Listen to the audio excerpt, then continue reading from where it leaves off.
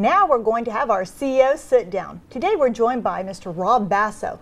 Now Rob is the owner of Advantage Payroll Services out on Long Island. I know you're also the author of The Everyday Entrepreneur, and previously you were named one of Long Island's top 40 business leaders under 40. Thank you so much for joining us today. Thanks for having me. Absolutely. Okay, let's get right down to business. Jobs. Everybody wants to know, where are the jobs on Long Island?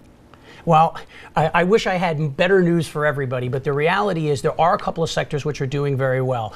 First off, healthcare. Healthcare is doing very well. In fact, North Shore Long Island Jewish Medical Center is hiring between 150 and 200 people every month for the foreseeable future to not only replace individuals, but new positions in technology-related areas.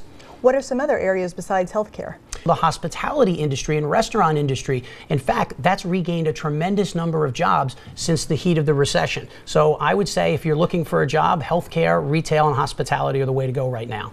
Now, generally speaking, usually hospitality, retail, service sectors, those are lower paying jobs. What about the higher paying jobs? Where are those? What are the industries and how do people get them? Well, the higher paying jobs are really been reserved, especially lately, for people with specialized skills. I'm going to still lend towards the technology area. Technology is a big part of what the island is becoming. And I think if you're not trained in some of these technology areas or being involved in a service business, it's going to be more challenging to find full employment. In fact, we're at a significant underemployment situation right now. Almost 20% of islanders have underemployment, which means they're getting paid significantly less and they have much higher skills than they had just a year ago.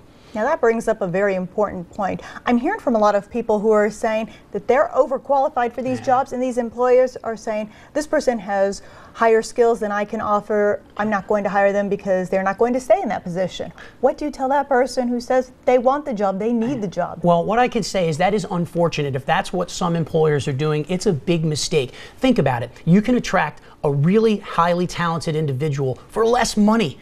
If I could hire all those people in one spot in my place at Advantage Payroll Services, I would do it. What employers need to do is kind of wake up and say, you've got some real talent here, and yeah, you might be able to get away with paying them a little less nowadays. What I can say to the employee is don't give up. Canvass as many businesses as you possibly can, because there is employers and there are employers out there that will hire you and value your skills. What do they actually need to say to convince the employer that they should get the job? Well, besides that they'll work for food, I mean, the reality is what they can say is, here's my qualifications, here's my skills. And I think the market has to realize that there's a resetting of the bar. Just because these individuals had certain jobs beforehand, they might not be able to get those jobs back for a long time or ever. Things are just different than they used to be. And it's a mindset change for not only employers, but employees. Okay, skills check. Yeah. What kind of skills do I need to have so that I can get these jobs that pay better?